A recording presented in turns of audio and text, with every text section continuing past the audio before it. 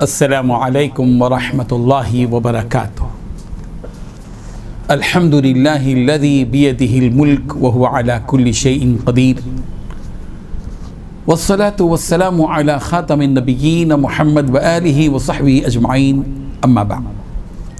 حاضرین و ناظرین، یہ درس نمبر 672 ہے۔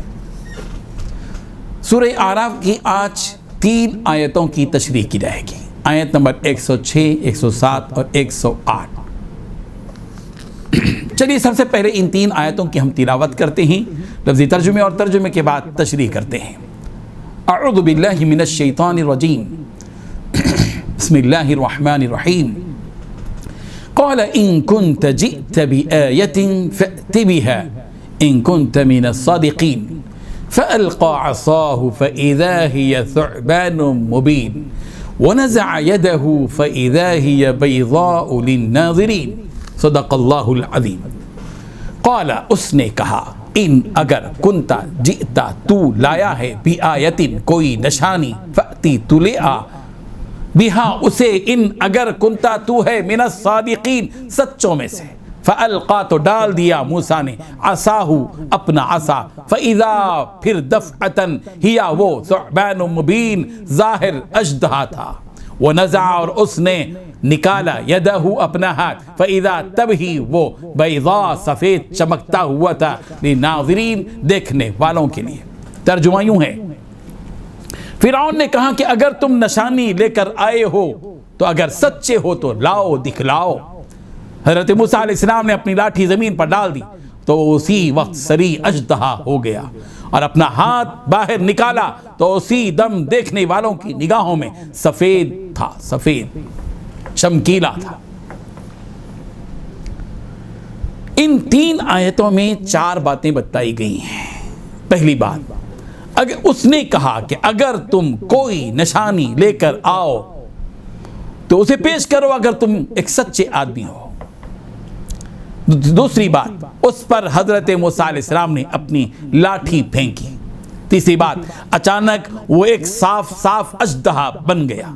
نمبر 4، اپنا ہاتھ گریبان سے کھینچا تو وہ سارے دیکھنے والوں کے سامنے ایک چمکنے لگا۔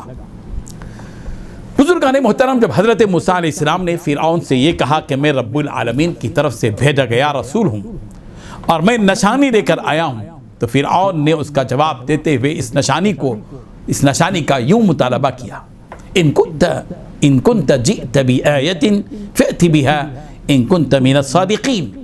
اے موسیٰ، اگر واقعی تم نشانی لے کر ہی آئے ہو تو وہ نشانی لاؤ اگر تم واقعی سچے ہو، تاکہ ہم دیکھیں کہ تمہاری نشانی آخر ہے کیا۔ اگر تم اپنے دعوے میں سچے ہو تو لاؤ، ظاہر کرو وہ نشانی۔ حضرت موسیٰ علیہ السلام اس فرعونی مطالبے کا فوری جواب دیتے ہیں اور عملاً جواب دیتے ہیں، اور ایک نشانی نہیں بلکہ 2 نشانیاں اس کے سامنے بتلاتے ہیں۔ پہلی نشانی یہ پیش کی، فَأَلْقَى عَصَاهُ فَإِذَا هِيَ ثُعْبَانٌ مُبِينٌ۔ بس اللہ تبارک و تعالیٰ نے جو لاٹھی ان کو عطا فرمائی تھی اس لاٹھی کو ڈال دیا، اور جیسے ہی ڈالا وہ ایک اژدہا بن گیا، واضح طور پر صاف۔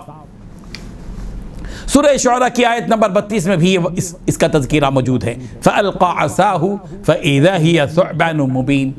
بس انہوں نے اپنی لاٹھی ڈالی اور وہ ایک واضح طور پر اژدہا بن گیا۔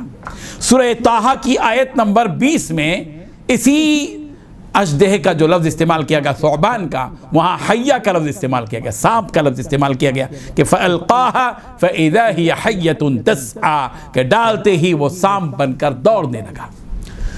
حضرت موسیٰ علیہ السلام نے پھر دوسری نشانی پیش کی، اپنے سیدھے ہاتھ میں موجود لاٹھی کو تو ایک مرتبہ ڈال دیا، یہ تو پہلا معجزہ انہوں نے بتایا، اور پھر دوسری نشانی یہ ظاہر کی کہ وَنَزَعَ يَدَهُ فَإِذَا هِيَ بَيْضَاءُ لِلنَّاظِرِينَ، اور اپنا ہاتھ نکالا تو ایک وہ دیکھنے والوں کو سفید نظر آ رہا تھا۔ حضرت موسیٰ علیہ السلام نے اپنی قمیض کے جیب میں سے ہاتھ نکالا، اس کے بعد کہ وہ ہاتھ اپنے جیب میں ڈالا تھا، جب ہاتھ نکالا تو وہ ہاتھ سفید چمکتا ہوا ہو گیا، اور یہ سفیدی اور یہ چمک کسی برس نامی بیماری کی وجہ سے یا کسی دوسری بیماری کی وجہ سے نہیں تھی، بلکہ بس ایک معجزہ تھا جو اللہ تبارک و تعالیٰ کی طرف سے تھا، اور یہ جو ہاتھ چمکا تو سورج کی طرح چمک رہا تھا۔ اس کی تفصیل سورہ نمل کی آیت نمبر 12 میں یوں ہے وَأَدْخَلَ يَدَهُ فی جیبک وَأَدْخِلْ يَدَكَ فی جیبک تخرج بیضاء من غیر سوء، داخل کرو اے موسیٰ اپنا ہاتھ گریبان میں، نکلے گا وہ سفید بغیر کسی برائی کے۔ سورہ شعراء کی آیت نمبر 33 میں بھی اس معجزے کا تذکرہ یوں ہے وَنَزَعَ يَدَهُ فَإِذَا هِيَ بَيْضَاءُ لِلنَّاظِرِينَ، اور اپنا ہاتھ کھینچ نکالا تو بھی اسی وقت دیکھنے والے کو سفید چمکیلا نظر آنے لگا۔ بہرحال اب حضرت موسیٰ علیہ السلام فرعون کے دربار میں آئے ہیں اور آ کر اس کے سامنے اپنے معجزہ بتلا دیا ہے۔ پھر اس کے بعد کیا ہوتا ہے اس کو انشاءاللہ ہم اگلی آیتوں میں سنتے ہیں۔ وآخر دعوانا ان الحمد للہ رب العالمین۔